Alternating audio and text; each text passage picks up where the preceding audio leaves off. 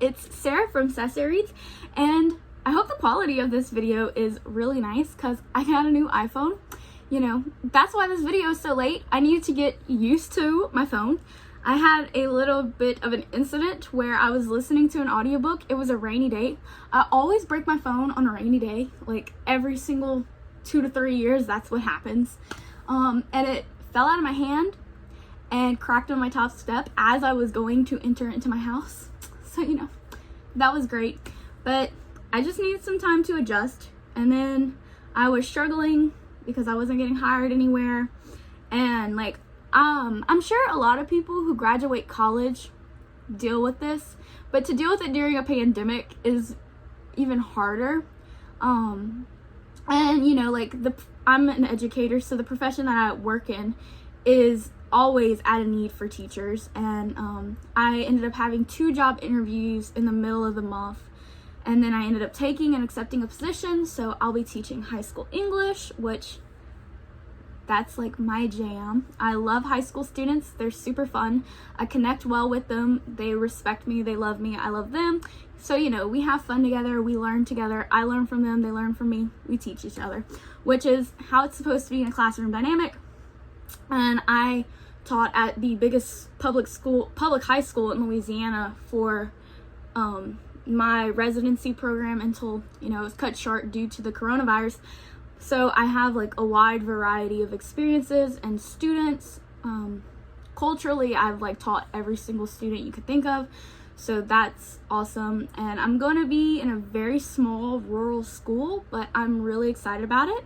And so yeah, that's really why all this has taken forever to come up, because I was doing adult things and I'm still doing adult things.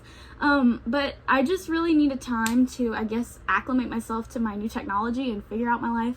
And I can't promise that I'll be a regular uploader because I'm a mess, honestly. Like, just being honest, okay, you guys? Like, just being honest. So I have my computer here, and with my laptop, I'm going to be looking at my June reading wrap-up post. So I have like a blog, so if you want to read any of my reviews, whatever, I post there more than I post on here, actually. Sorry. And even then, like, I've been in a review slump, so I'm like 50 ARC reviews behind for the year. I'm doing all this reading and no writing, and it's like I need to like get out of this funk. I don't know where I am, but I need to like pull myself out. So I'll leave a link to my wrap up. That way, if you're interested, you can go read it, follow along if that's your jam, whatever. So I read 22 books in the month of June. It was a wild time for me. It was busy in June, but also not busy. And so I did a lot of reading. It was weird. July was like a busier month, obviously, because, you know, I got hired somewhere, so I was taking care of a lot of different things. But it's just been, we're everywhere. Like, you know, and like where I'm located, our coronavirus rate has like skyrocketed because people don't take it seriously.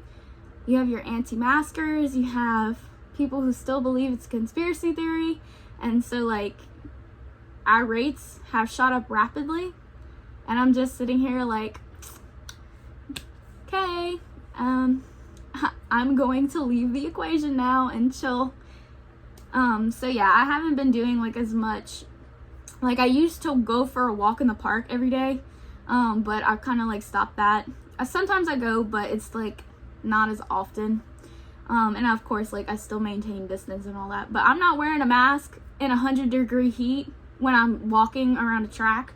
So that's mainly like why I haven't been out there, just because for my safety, I don't want to risk exposure while I'm trying to like work out and do stuff. So it's been interesting over here. But enough about like all the rambling stuff, because I can ramble on about nothing for hours.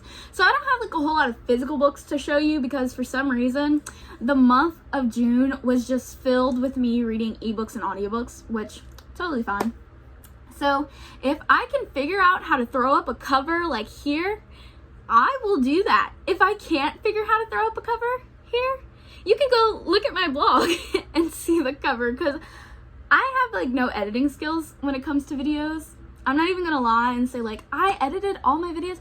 No, the foundation of my channel has always been I do not edit, I upload, and that's it. And that's because like I want it to feel more like we're just sitting across from each other at a coffee shop or something. Even though I don't drink coffee, don't tell anyone, even though everyone who knows me knows that. Fun fact, coffee has the opposite effect on me. If I drink coffee, I crash and take naps. Mainly because like I'm already like so energetic and over the top that when I have caffeine, I'm just like, okay, like it's time to hibernate for the rest of the day and I'll catch you tomorrow. So if I do drink caffeine, it's like Cokes and stuff, but even then, I don't drink that often, or at least I try not to. My summer habits are bad. I'll just leave it at that. Okay, so the 22 books that I read in June. The first book that I read is a novella, the third novella in the 4 Past Midnight collection by Stephen King. This is one of his novella collections. Stephen King is known for having short story and novella collections. So novellas are more marketable today than they used to be. And so back in the day when Stephen King was writing these novellas, they were not marketable. Like publishers were like, we're not gonna publish that. First of all, it's too short. We expect better. And so what they would do is they would take all these smaller stories that didn't qualify as novels and put them in a bind up. Well, now today we have like Tor Publishing, which is like, I would say like the top tier publisher of novellas currently in our publishing world. And so just the climate in general is different. I read this novella 10 years ago. I think it's been exactly 10 years, 2010, and it's 2020. So I was in the summer before 7th grade when I picked this up. It's the summer after I graduated college. Look at that. We're just like full circle. We're going full circle, you guys. So the first time I read The Secret Window, Secret Garden, which is the third story in this collection, I was super intrigued by it because it's very, it's not the third, it's the second story, not the third, I'm sorry. It's the second story in this collection. And I was like, it's very different from The Langoliers, which is the first story in this collection, which is about a group of people who are all traveling on a plane and they all fall asleep. And when they wake up, everyone who was awake on the plane has disappeared and they're the only ones left. And it's like got time traveling plots and monsters and really great characters. It's a great novella. Well, Secret Window, Secret Garden is shorter than that, but we also follow a writer named Rainey, or is it Ramey? I think it's Rainey. And he is kind of like a Stephen King-like writer. And a man named John Shooter comes to his house, and this is like post-divorce that Rainey has experienced. So he's like already in a bad place. There's already a lot of things going on in his life. He's not coping well. So John Shooter approaches him and he basically says, you plagiarized one of my stories and you're gonna admit it. Otherwise, I'm gonna make your life a living hell. And that's exactly what happens. And so Rainey is trying to prove that he wrote this story and John Shooter wrote it after him. And so it's a psychological horror novel. If you haven't seen the movie called Secret Window, it's based off of Secret Window, Secret Garden. It has Johnny Depp as Mark Rainey. He is fantastic in that film. I prefer the ending of the movie to the ending of the novella, which there's like a whole debate in all reader groups about Stephen King's endings. Even Stephen King pokes fun at his inability to, I guess, write a good ending, which I disagree because I've read some really great endings from him on my personal opinion, like Apt Pupil, The Long Walk. I even like the ending of The Stand. I know people hated it because they were like, it's a Deus Ex Machina, and I'm like, but sometimes I like those, you know? So the ending of Secret Window, Secret Garden, though, definitely leaves a lot to be desired, where I feel like the movie covered that and left like that really like nail-biting, like, oh, and it matched the story that Rainey is being accused of plagiarizing better, I found, in the film than in the wrap-up of the ending. So that's just my my take on that, you know. Okay, the next, I gave that one 4.5 stars. It's a reread, so that was fun. But I feel like my rating like slipped just a bit, because before I think I would have said it was a 5-star. Upon reread, it's still really good, but the ending of the movie just satisfies me better. That's really my only qualm with it. So the next book I read was a DNF. I think I've only had 3 or 4 DNFs this year so far, which is really good because I'm at 130 books total for the year, which is unheard of for me. Like, who is she? Like, so I read Heroes, the Greek Myths Reimagined by Stephen Fry. And I gave this 2 stars, and I DNF'd it at page 66. Usually, my DNF cutoff is like 50 pages. And, you know, I was super interested in this because I used to really enjoy Greek mythology, and I still am interested in the stories and stuff. But y'all, this was so dry. And I had heard that Stephen Fry, he did these great reimaginings, so they make it palatable for the modern reader. But it was dry. The art was so old school that I could care less. And I know, like, it's good depictions and yay history, and I'm all for history. Like, hello education. I love blending English and history together and looking at the context. But it was so boring, and I was like, you know what? I don't have to finish this. And like, that's something that I have to tell myself sometimes, like, you don't have to finish this. So I didn't. I DNF'd it. Then I would listen to the audiobook for The Selection by Kiera, which is a book that I always said I would never read because of the drama that occurred on Goodreads, like when this book was first published. I've been on Goodreads forever, y'all. Like, I know people who are no longer on Goodreads who are like the top reviewers and stuff when I was just getting into reading, and like, those are my friends. So I was friends with a really awesome woman named Wendy Darling. She's pretty, I think, well known still. She has a picture of Wendy Darling from Peter Pan as her profile. So you may have seen her around, or you may have seen her older reviews. But Wendy had posted a review of The Selection by Kiera, and Kiera publicist, if I remember correctly, it was her publicist or someone on the marketing team, something like that, commented on Wendy's review, and it just became like the biggest storm I had ever witnessed. And like, back in the day, Goodreads drama was a huge thing because authors had no chill. Like, do y'all remember Blythe? Like, she was a huge reviewer. One of these authors, she wrote this book with a bunch of like moose knitted on a sweater, and she found her at her house and then claimed that she was catfished by a evil book reviewer. That woman stalked a reviewer, y'all. Authors had no chill, and like, I feel like we all forget that, but maybe because I've been here so long, I just see like the level of like, oh, we're going up there. Now I feel like we're at like mid-level peak. We're not too bad, or we're not as bad as it used to be in like the book community. We got book Twitter and a whole lot of other issues that need to be addressed and discussed. But I had always said I would never read The Selection by Kiera, but I feel like it's been so long now at this point, and I was like, you know what, if I want to watch that Netflix movie, TV show, whatever that is, I was like, I want to read the original source material. So I listened to the audiobook.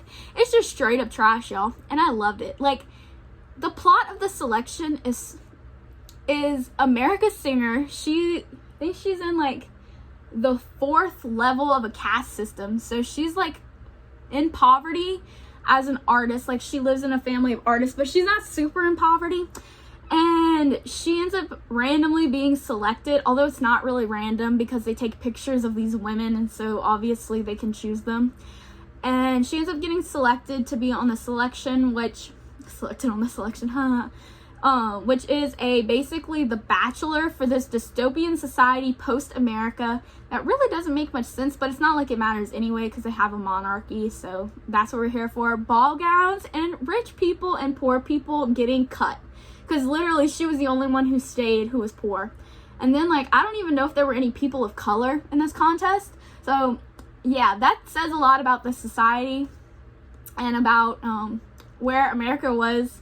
Not America's Singer, but I mean like America and publishing in general, to create a world that is post-America but has no diversity. Like, yikes, Kiera. But different time. We won't judge you too harshly. Hopefully with the TV show, they'll cast more people of color, so it's not just like a whitewashed romance show, because that's not what we look like in this world. And so it's just hard for me sometimes to read 2011 YA stuff, because I'm like, yeah, either like it holds up and it overcomes those ideologies that are still like questionable. They're not still questionable, they are questionable. But then you have the stuff like The Selection, where it's like, it's so bad that there's like zero to little redeeming qualities, and it's a real mess. Is my dog coming to meet me? Well, hello. Okay. Hi. You want to be on camera? I'm filming. Say hello. Okay. So yeah, so I gave The Selection 3.5 stars, because even though I can poke all the holes in it, it's trash, right, Julie? Like, you even listened to some of it. Right, Julie said, I'm ready for my mom to get off work so I can go and give her attention. Well, I know, she's almost home. We're not going outside. I'm filming. I know, I love you too. I love you too. Can I finish? Oh, you're so sweet. I love you. So, yeah, it's trash, but I ate it up. And then, like, America was just horrible for doing what she did to the prince and having that little illicit love affair that she definitely could get her head chopped off for. So I'm just saying, he deserved better, because the prince was actually a good guy, and she likes this dude who has questionable, I don't know, I just don't really care for the other dude, but it's whatever. Okay, moving on. The next book that I read is Women of the Bible Speak Out, Stories of Betrayal, Abuse, Healing, and Hope by Marlo Shalaski. I hope I'm saying that right. I should have looked it up. I know. Chill out. You want to lay down? Here, lay down. You're not going outside right now. Chill out. Be good. Okay? Be good. No. Don't scratch me. It's not nice. Stop, Joe. This is like all the time. She's so needy. And I love how needy she is, but she'll like scratch me if she doesn't get her way. Look, she's trying to act like she's not being bad. You know, like, people can see you, right? Oh, yep. People watching you. Oop. Oh, doesn't matter, she said. Okay, so Women of the Bible Speak Out is really interesting in this format because it's a Christian nonfiction, but it also has elements of fiction because it incorporates letters of women from the Bible. Well, not even letters, but more like narrative pieces. So like, for instance, the first chapter follows Eve, and so you get like the temptation of Eve from her perspective, God coming to like talk to them after, and how they hid and felt shame, and that from her perspective. So you get this from like a wide array of people. I really enjoyed this book because I forgot that there were two Tamars. I always struggle to say that name. Tamars in the Bible. Tamars. It's the S that's messing me up. But there are two of them. And the first one, she's famous because she dressed up and pretended to be a prostitute because she was married to Judah, in the lineage of, you know, one of Joseph's brothers who sold him into slavery because they didn't like him. That's like the quick summary. And so she ends up marrying Judah's first son from a Canaanite wife, and he ends up being so horrible that God lets him die. And so in the culture, the brother is like the kinsman redeemer, and so he'll marry the wife if an heir has not been given, so that the husband's name will have an heir and won't die out. So then she marries the second son, and then the second son is also horrible, and he dies as well. And so at this point, Judah's like, okay, like, well, my third son's still a little young, so how about you wait a couple years and then I'll come get you? Which he was lying because he believed that she was cursed and he didn't want nothing to do with her. And so his honor was not there. And so there's a lot of great commentary on honor in regards to like how people manipulate and hurt other people and how God like redeems that. And so Tamar is well known for just being like, well, you know what? I'm gonna go and get my rights. Like, she technically didn't lie. She did what she needed to do, and it was marked by God, because she ends up being a part of the lineage that has David, that then has Jesus. So, like, she did okay. Well, David has a daughter named Tamar, who was actually the girl, I think she was like 18 or 19, which I completely forgot her story, because I've only read the Bible like twice all the way through. So that's my fault that I forgot her story, and shame on me for forgetting her story, because it was so powerful. But she was raped by her brother, and it caused like a huge feud in the Davidic household, because there were so many siblings and so many queens wanting their sons to be kings, and it was a mess. And so a lot of people ended up dying. Like, one of the sons ended up murdering all the other sons for revenge, just because he wanted to get back at him, one of the sons, for raping Tamar. And then there's just a lot of other stuff. So it like was interesting to read from the perspective of so many women in the Bible, because it mainly does the Old Testament, but there is some of the New Testament as well. Like Mary Magdalene was there in the New Testament, Mary, of course, Elizabeth, I think Anna as well. So, you know, there's like a wide variety of women that are tackled, and a lot of times in our society, and really this is just bad teaching in general, and it just goes to show the complete illiteracy of Christians. And I was in that camp for so long. Like, I had all these claims, like when I was an atheist, I had all these claims about how ignorant Christians were and stuff, because they were misogynists. And it's like, the New Testament strips that claim completely, because Jesus first revealed himself to women. The first people to bring about the gospel were women, who were considered invalid for even having a testimony, and are considered, if they can't give a testimony in a court of law. So the fact that God would choose women shows that he ushers us in. And so, like, we see that in the Old Testament even. Like, there were prophetesses who are women. There are so many women who have these horrible stories, but who take down men who are holding the Israelites captive and stuff. Like, there's just so many. And one day maybe I'll write a book on it, because I'm very passionate about women in the Bible. Right, Julie? Yes, I'm very passionate about it. The next book that I read was Between the World and Me by Taneshi.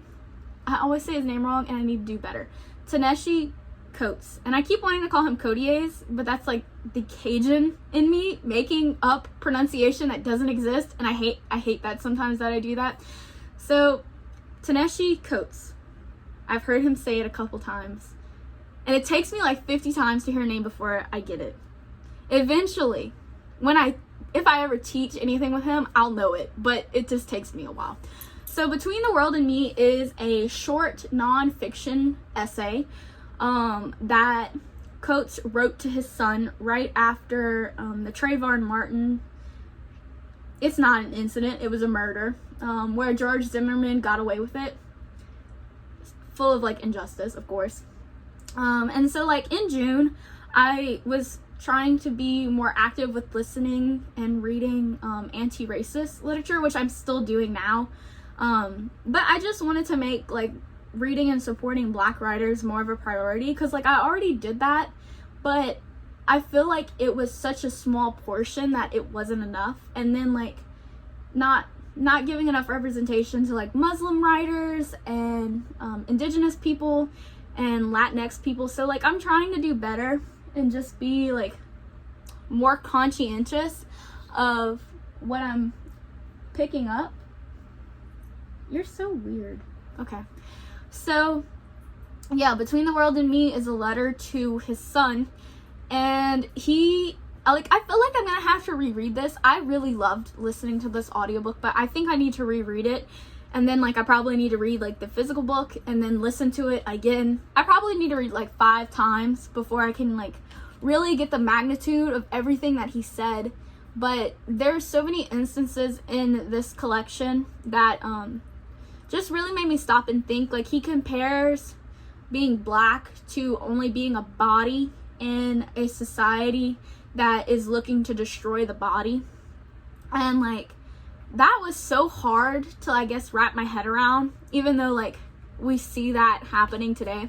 And so like that was such a challenging thing to step into and then say, okay, like, where do we see that? How are we still not changing this? Because this was written, I think, in 2016, 2014. It's written a while ago, if I remember correctly. Maybe in 2015. I should check the publication date. But the fact that it's still relevant today shows that as a society, we're not really making great changes in showing that black people are equal in America. We're not making great changes in showing that anybody other than white people are equal, and that's an issue. Like, they're humans. And so I feel like this small anti-racist piece of literature is really important. And there's one story in particular, like, I told people in my regular life about, because I was like, you need to read this book, because this story about him going to the movies to see, like, Ohio, like, combined Howl's Moving Castle, Miyazaki film. I think they were watching Ponyo or something like that with his son, and his son is like a small, like, toddler, and a woman, like, pushed his son, and he was like, hey, like, you can't do that. And instantly, like, all the white people around them in the elevator started, like, becoming defensive and accusatory towards Coates.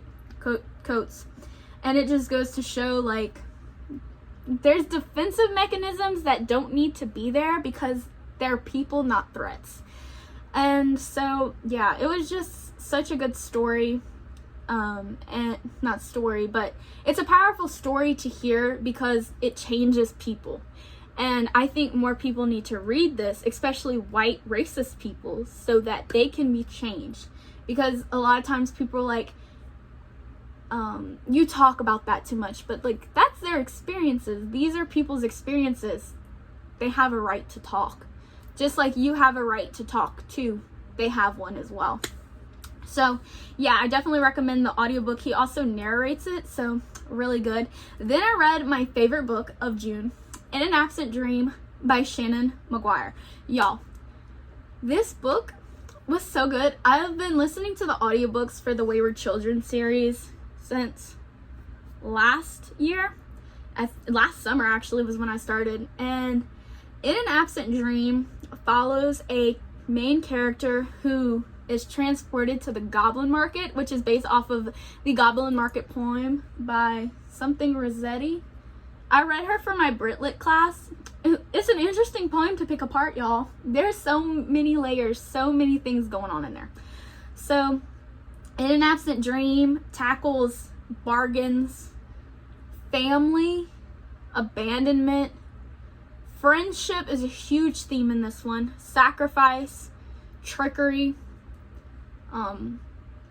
It had, like, the best ending, and I cried, like, multiple times, but the ending, like, tore me apart, because all these books have ended, like, in a really good, like, hopeful ending, and this one was, like, so gut-wrenchingly, like, just sucker punched into the gut, because In an Absent Dream doesn't end with a happy ending or you're going back to your portal fantasy.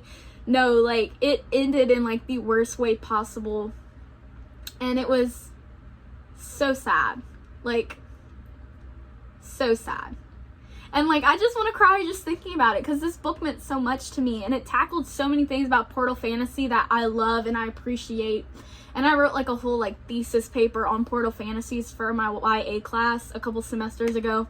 And I'm super passionate about the concept of portal fantasy. And so just to experience the Goblet Market come to life in this way, and to see a character who is so young be pulled into it and enthralled and not understand the weight of the temptation of where she was basically selling her soul, and for the price, she didn't understand the price until she tried to bargain in the wrong way. And you guys, go read In an Absent Dream. You don't need to have read the 3 books before, because this one's like a standalone. Go read it. And then, like, if you cry, come back and cry with me, because I'm still reeling, and it's been, like, I think a month and a half since I finished it, but so good. Then I read Deviate, which is the second book in the Lifelike series by Jay Kristoff. I've been reading this book since last summer, and I was finally like, let's just finish it. You read 30 books at one time, and you don't finish half your books because you hop around too much. So I finally finished it. I gave this 3.5 stars because I wanted this book to follow Eve. Eve's character arc ended in a really interesting place.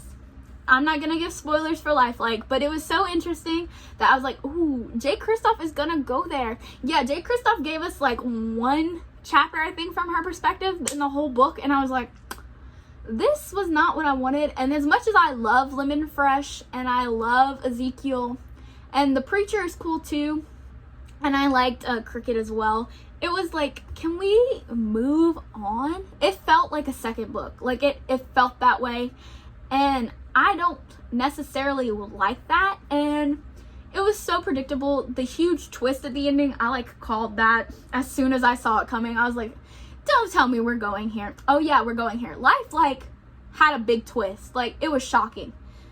Deviate didn't even attempt to give a magnitude level twist, probably because it was like Life like did it all on its own. But with the third novel, I'm hoping that it ends in a different place. So I'll hopefully actually be picking that up. I kind of technically started it, but I've only read like the introduction chapter.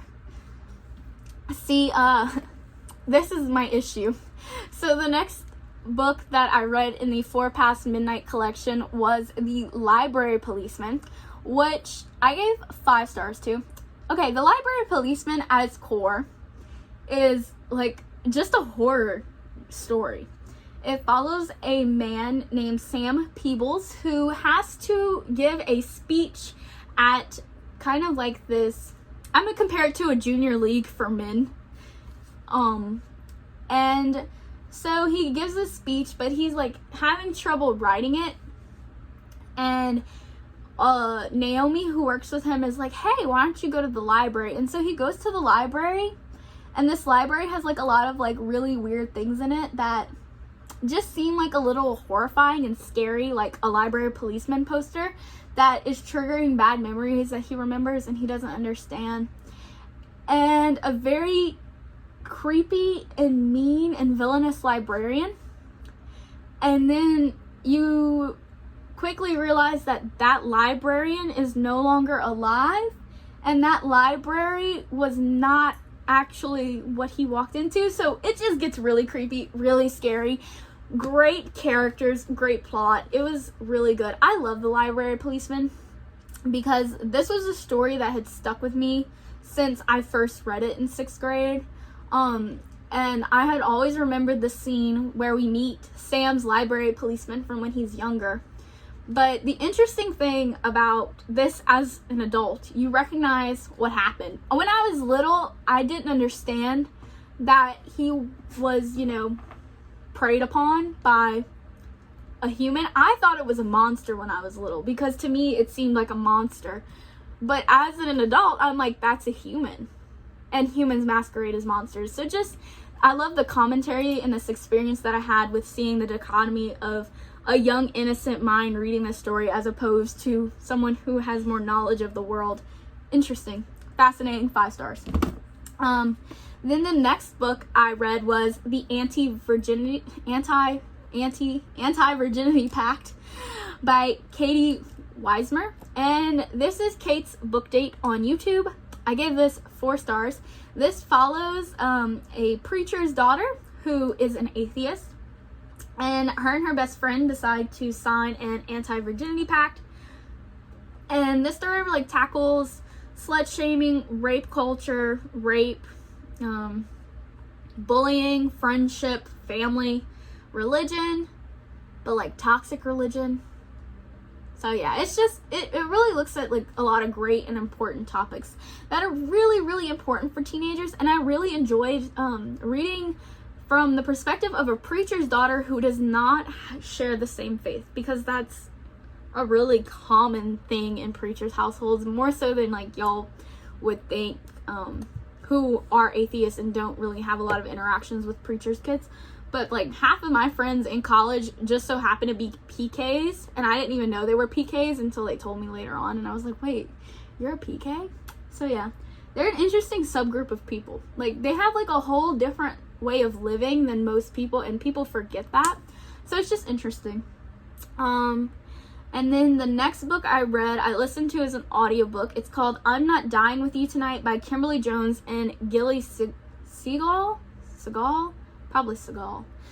Not Seagull. It's not spelled like Seagull. It's Segal. I gave this book 4.5 stars. It follows 2 teenage girls, one white and one black. And I'm pretty sure Kimberly Jones wrote the perspective of the black character and Gilly Segal wrote it from the white perspective. I think actually they have another co-authored book coming out, so I'll be interested to see more work from them as a duo. And I also would like to pick up stuff that they've written solo as well, because I just really enjoyed the writing. But it follows these 2 girls who end up getting in. So a fight breaks out at a football game, and they end up basically like by happenstance coming together and hiding and then running away from it, and they end up running into a riot that is occurring because of social unrest and racial tensions that are occurring in the town. And this book talked about a lot of things, but it would always just kind of like scratch the surface. Like there would be, the white character would make a lot of like really like racist comments, and the black girl called her out on it. And I'm horrible at remembering names, and I didn't write them down in my blog post. I'm so sorry. And so like she would call her out on it, and then it would kind of just end, and it wouldn't lead to a dialogue. And I was like, dang, like I got so used to Angie Thomas's like dialogues and stuff, and even like Jason Reynolds and stuff, that I was just like waiting. And then the dialogue didn't come, and I was like, so that's like where we're gonna end this? Like we're not gonna address that she still has those same racist ideologies and she's not really changing? Okay. And then like even towards the end, her motives were kind of questionable, the white main character. And there was just some things that occurred that I was not a fan of. And it felt like her reaction to certain black people in this situation had more of like racist fear and undertones, as opposed to just like I'm freaking out because we're in this dangerous situation.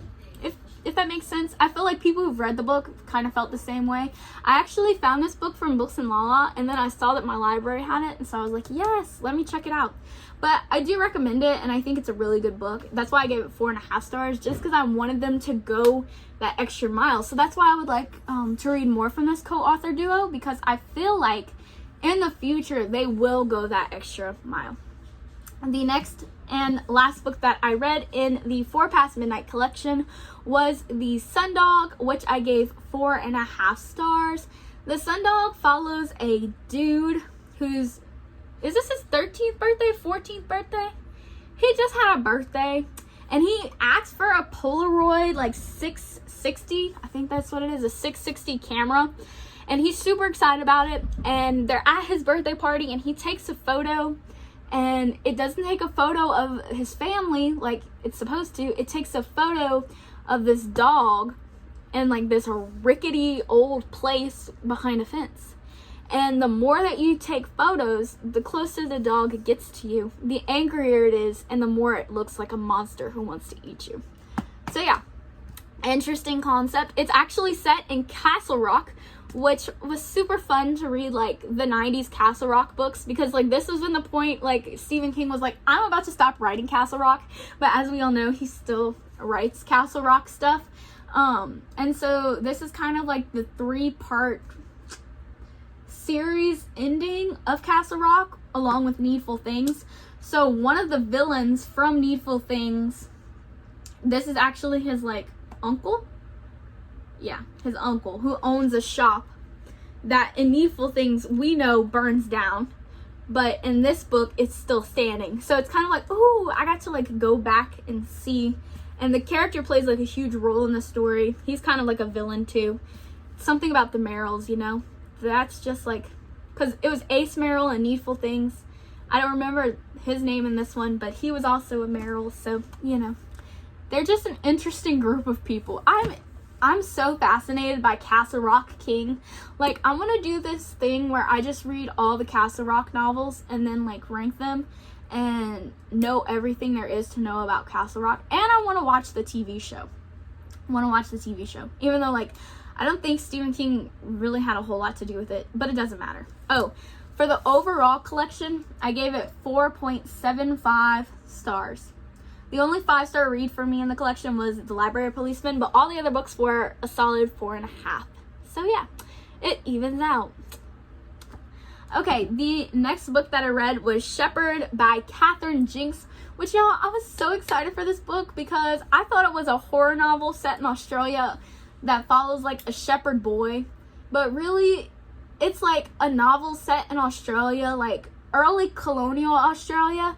And they, like, I get the historical thing, but it was so hard to read the racist and cruel discriminations of these indigenous people when right now people are still called these things in the middle of a racial pandemic and social injustice is just rising. So I felt so uncomfortable reading this book, even though I know it's like a different country and all kind of other things, but it was uncomfortable. And it wasn't even like it wasn't a part of the narrative. Like, it wasn't a Huck Finn kind of thing, although it kind of felt like it. It wasn't a Huck Finn kind of thing, but it happened more often than I would have liked. And, like, I know the history of Australia, and you're probably familiar with it too. Like, they were all forced to come here because they're criminals, and, like, this boy was a criminal who's forced to work at a farm as a shepherd in Australia, and apparently one of the other farm hands goes on a killing rampage, and now he has to, like, try to survive out in the wilderness. And it could have been good, but I just didn't like it. And I gave it 1.5 stars, but I haven't written my review for it, so it's probably actually 1 star, just because it bothered me so much. Like, we can be historically accurate, but we don't have to go to such extremes where it becomes just hateful. And, like, I get that these characters are hateful, but, like, it wasn't, like, there was no commentary on this dialogue, you know? Like, they stayed the same. And, like, I know, like, a lot of people hate Stephen King's It because there's a lot of racist content in it, but, like, the problem with Derry, Maine was the racism was a part of their lack of humanity because of what was occurring. This book never addressed its racist cruelty towards the indigenous people, and so it left me feeling really uncomfortable. And then I'm gonna just spoil it for you, because the ending, he ends up being saved by an indigenous person, and it just felt really racist in the way that he looked and talked to these indigenous people. And I was like, oh my god, like, you really went there. Like, as an author, you really went there. And I don't know anything about Katherine Jinks, and I've read a lot of Australian authors and New Zealand authors. My favorite fantasy author is a New Zealand author, and just to see that, it felt very exaggerated, and it was an uncomfortable book, okay? And I almost DNF'd it, but then I was like, you know what? Maybe I was waiting for the horror, y'all. I thought there was going to be a monster or something. There was no monsters. None. That's the only reason I kept reading. And as if we couldn't get any worse, I read, like, the worst book I've read the whole year. Imaginary Friend by Chamoski. I love The Perks of Being a Wallflower, and I love horror. So I was like, oh my god, Stephen Chbosky hasn't written a book in 20 years? And it's a horror book that's like 600 pages. And it feels very much like a Stephen King novel. Like, it has the elements of a friend group, young boys who are coming together. It's kind of got like a body type feel, you know, Stand By Me, if you're familiar with the film. But, y'all, this book just spiraled into mess after mess after mess. And I don't mean like Hot Mess Express. I mean, like, this is the worst type of plotting and writing. And it's so inconsistent. There's so many characters that there was no consistency. And one of my things is I've realized after reading Beartown by Fredrick Bachmann, I love small town fiction. So I love Beartown, Needful Things. Like, if we're going to have morally corrupt people in a small town, I want to read about it. but I hated Imaginary Friend, and it checked like all my boxes of books I should have loved, like a book I should have loved. And I listened to this audiobook for like 8 months because I hated it so much that every time I would get it back in my library, I would just choose to read other stuff and then return it. Or I would just let it expire. And then it got to the point where I was like, you know what, we're just gonna finish this. And the only reason I didn't end up DNFing Imaginary Friend was because it had the audacity to try to be good every 30 pages and pull me back in and then go back to being a bad book. And then the ending was just like so ridiculous. And like, it's a very Catholic book, and like, I'm raised in Louisiana, so like, I get it. Like, Catholicism is a very interesting religion that I am not affiliated with anymore, like I used to be growing up. That town is full of some cultural Catholics, which I am very familiar with. And so it was just like reading all about the things that I have issues with people in my area, and then issues I have with Christians who don't actually follow any Jewish Jesus practices or nothing. They make it a very American religion. And it's just like, and then we got to the ending, and I was like, okay, we have gone completely left field. We're not even in the realm of a Catholic horror story anymore. We're in the realm of just a horror story that used the Bible as its basic text, then pretended that the Bible was not a text, and then made stuff up. And I was like, I can give you your artistic credibility, but it was so bad in artistic credibility that it didn't work. And like, that's fine. You go there, Stephen. You go there. I supported him going in that direction until I got to the epilogue. And that is where I was just like, 1 star. He was gonna be a 2-star for a hot second because there were enough moments where I was like, you know, it wasn't too bad. But then it was just like, no. I invested like 60 hours of my life into this audiobook. And I could have like re-listened to The Stand, my favorite book ever, and been fulfilled. Okay, so that's how I feel about that. The next book that I read was the Brothers Grimm Eliminated Fairy Tales Volume 1. This is a book that you can get on the Kindle app if you're like an Amazon Prime user. You guys go get this, because have you guys ever read a book where the illustrations move? Y'all, technology is so cool. I had never read a book where illustrations move before, and I was shook. I was like, this is an experience. So I gave it 4 stars because I knew like a lot of the stories. I've taken a fairy tale class in college. I'm pretty familiar with a lot of Grimm stories in general. But there were like 3 that I hadn't personally read. So it was interesting. And then the art was just so pretty. So yeah, I recommend it. Ooh, this one's a really, really good one. I finally listened to On the Come Up by Angie Thomas. And so I will just listen to every single audiobook that Angie Thomas writes. Like any book that she writes and there's an audiobook, I will be there.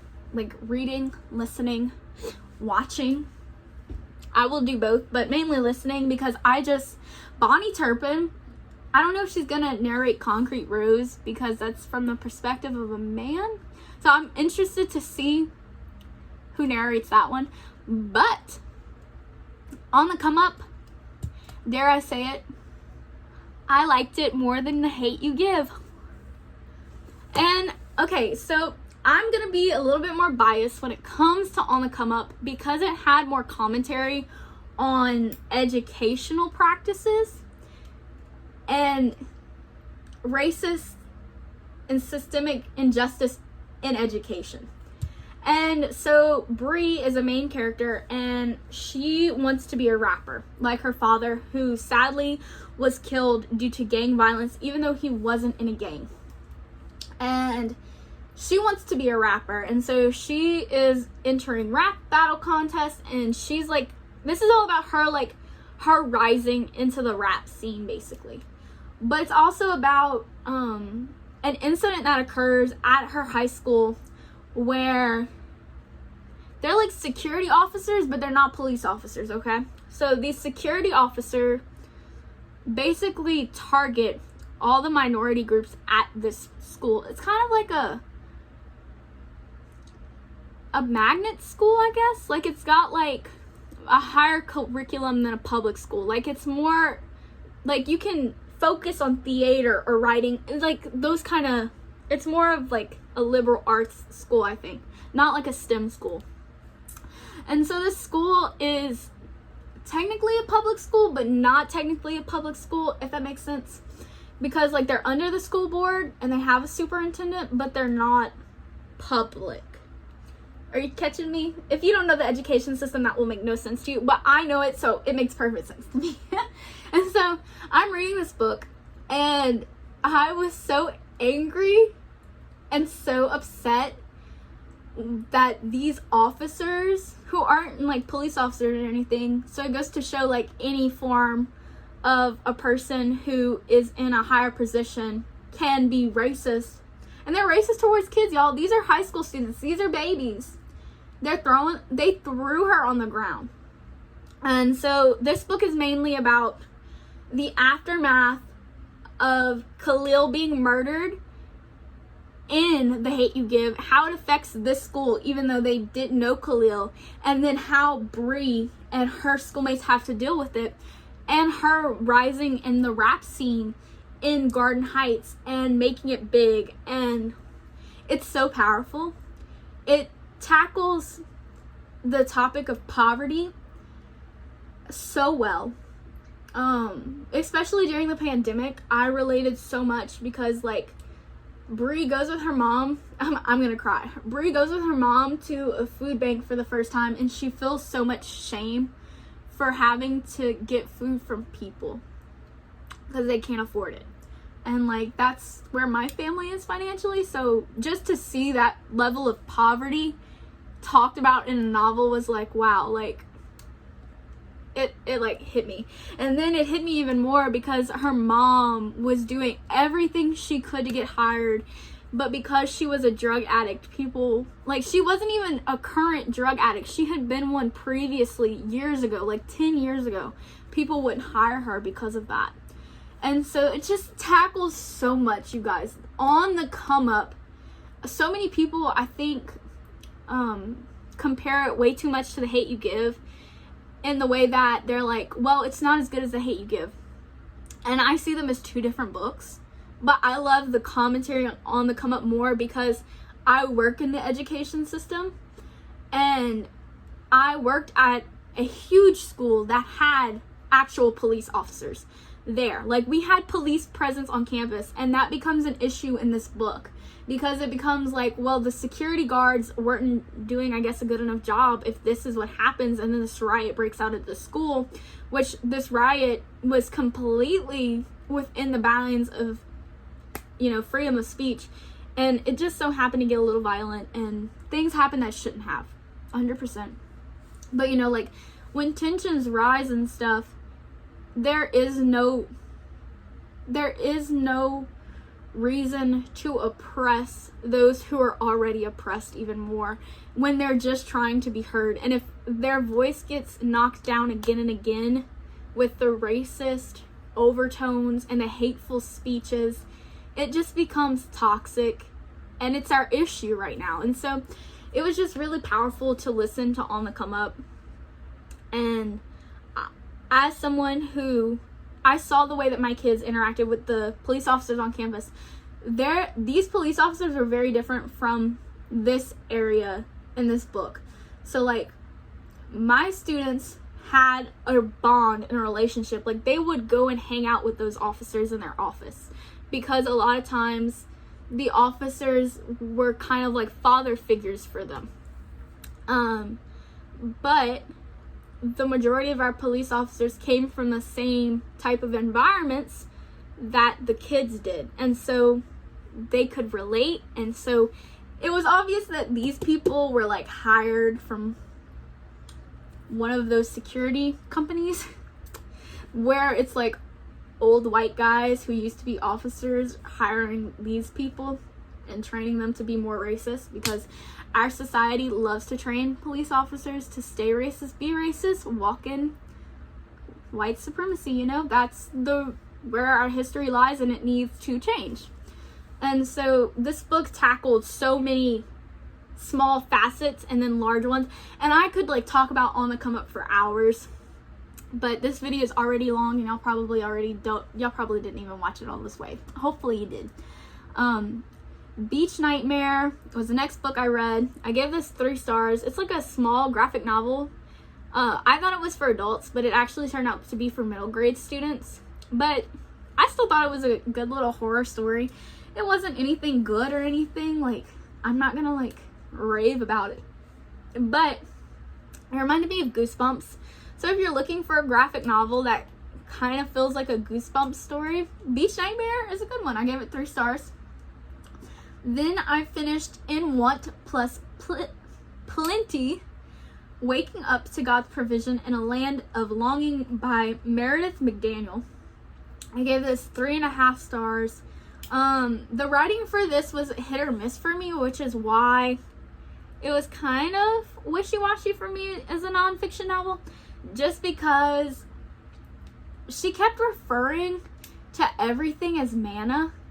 And that's so theologically inaccurate. She'd be like, someone writing you a positive note is your manna for the day. And I'd be like, that's not what manna is, nor does it really explain the provision of God correctly. Like, that's such an oversimplified American way of explaining things. And I've been doing like a lot of research into the issues with like American Christianity in general, because guess what? It's not Jesus, like, it's not what Jesus died for. And it just, that constant repetition of something so theologically it wasn't scripturally sound. So I was just kind of like, you know what, sis, like, we're kind of like, we would go in a good direction and then we would slide backwards. And so I was like, it was like friction, you know, like, you know when you beat erasers and you have like all that eraser dust flying? That's what it felt like my face was getting hit by. And that's not fun when you have glasses. So that's how I explain this feeling, okay? Like, sometimes it pounds out and you're like, yeah, I'm getting it. And then other times you pound it out and it gets too much in your face because it's not theologically accurate or sound scripture. And so just because you quote scripture doesn't mean that you are accurately interpreting or teaching it, okay? Yeah. The more that I read Christian nonfiction books, like, the more that I'm just like, okay, I know what to look for and what not to look for. And that's totally fine. That's how we should read all books, you know? Then I read this really cute children's illustrated book called Stories Jesus Told Looking for the Lost Sheep, which is literally just an illustrated, like, 30 pages about the parable of the lost sheep. And I cried. I don't know why I cried. Okay, I do know why I cried, because I love this parable. And, like, it's so comforting to, like, just see, like, the parable in, like, a little cute illustrated, like, the illustrations were beautiful.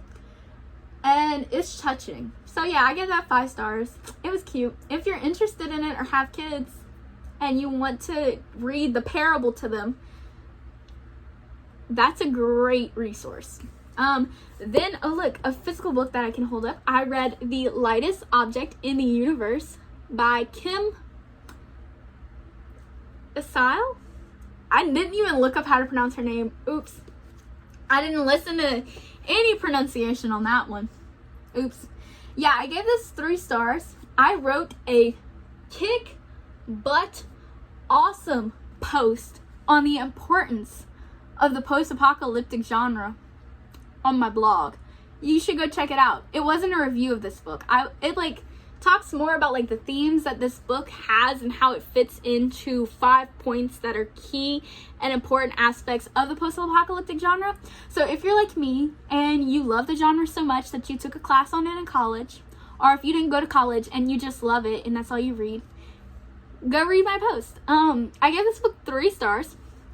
It follows a American society, although it's affected all of America, but we're in America. Not all of America, all of the world, sorry. So it's like post-electrical society has ended. Like, there was an electrical shortage, society ended, the government tanked, it basically became a black market. That's how everything operates now. Then, what else? Oh, there was a pandemic that happened. A little too close to our reality. And then there's this like cult that has like access to the radio. They don't call themselves a cult though. They're one of those American Christian groups I was talking about. Yeah, one of those American Christians. And what I mean by American Christian is I mean those people who quote the Bible but care more about being American than following Jesus. Yeah, that's this. This man had like domination of the airwaves, and so the radio signals were only broadcasting come to my compound and we can fly together. Hashtag Jim Jones, you know. That was really the only part of this book that I enjoyed, which is why I gave it 3 stars, because one of the characters is a teenage girl and her abuela wants to go there, so they end up traveling to this cult. And it was the best part of the book for me, because it follows these 2 people who are in love, Beatrix and Carson. But I could care less about Beatrix and Carson, because Beatrix was like super like liberal, but so liberal to the point where she's like one of those humanitarian activists who doesn't actually know people. Like, you know, those people who have really good intentions, but they cause more issue because they silence the people and say, no, this is how you feel, I'm gonna tell you, this is the issue. But it's like, listen to the people. Yeah, Beatrix was that person. So I didn't really care for her, because I was like, she's kind of like the Reading Rush. Her intentions sounded good, but there was like no follow through. Yeah. No, well, yeah, total shade. But in like a nice way, because like we need to talk about issues like that. Yeah. So, and then Carson, I just felt bad for him, man. He is walking from one coast to the other off of this Beatrix girl, and I was like, I don't really know if she's worth it. That's just how I felt though. I was like, Carson, but we all gotta have hope, which is one of the points that I made in my post-apocalyptic posts.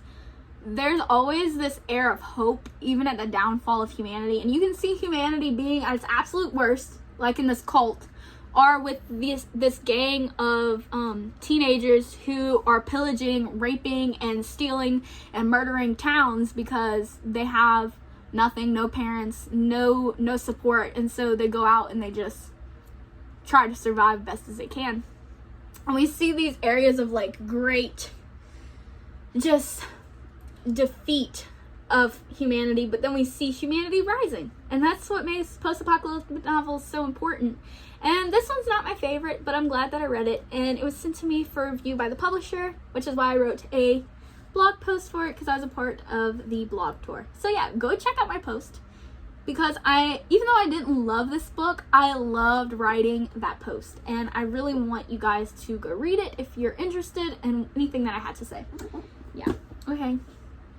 The next book I read was Sex, Purity, and the Longings of a Girl's Heart, Discovering the Beauty and Freedom of God-Defined Sexuality by Kristen, Clarke, and Bethany Bill. That's those girl-defined girls. I didn't know about them. Like, if I like knew that they just had a ministry, but I didn't know. And then somehow I had heard that there was these girls on YouTube who would make videos like how to wear makeup in a God-honoring way. Though they're those girls. And so I don't even know what I'm rating this book. I just don't, because like every now and then I'd be like, oh, that's like what you're saying is so true. Like, I really enjoyed like they have a good heart in an argument against pornography, and I was like, I agree with you guys, but they had so many bad arguments about everything else. And like I said earlier, just because you take scripture does not mean that you are teaching scripture accurately. And so I have a lot of issues with the purity movement in general, because the purity movement tends to stem from a place of shame and condemnation when we're already free in Christ. Like, if you know Jesus, you're free in Christ. And so even if you fall, right, and you have a sexual encounter that you're not proud of or whatever, or you're addicted to pornography, whatever the case is, even if you fall, you have freedom in Christ, and therefore there should be no condemnation. Like, once you say, like, okay, Jesus, I did this, and I don't know what to do, there is freedom immediately after. There is no condemnation. But the purity movement from the 90s that this book is like the aftermath of for our current generation continues to show that it's not a loving movement, and it's a movement of condemnation. So, like, good intentions, bad outcome, because it is more damaging to believers than uplifting and helpful. And yeah, this book just had a lot of issues. We'll leave it at that. But I mean, I don't doubt that these girls know Jesus. I just doubt the soundness of their teachings, the posture of their heart, because a lot of times it sounds like they're more condemning than like loving. And like, I disagree with that whole you can love the sinner, hate the sin. Like, that is such a degrading and cruel thing to say. You should love everyone despite the issues that they struggle with, point blank. And they are not defined or labeled by those issues. They are humans first, people first. And so this book is definitely in the vein of love the sinner, not the sin. And that's my thoughts on that book, okay? Then the last book that I read for June, y'all, June ended on a rough note for me. It was like, we had those good books like On the Come Up, Between the World and Me, and An Absent Dream. And then we just ended with like a lot of 3.5 star, which isn't bad. Like, 3.5 star books are good. So I finished Soka's Journey by Heather Morris. So this is a sequel to The Tattooist of Auschwitz, which is such a controversial historical fiction novel. So when it comes to The Tattooist of Auschwitz, Heather Morris interviewed Lolly, who is a resident of Australia, who claimed to be the tattooist of Auschwitz, or Auschwitz. It's probably the correct pronunciation, Auschwitz, right? Yeah, Auschwitz-Birkenau. And he claimed that that was his job.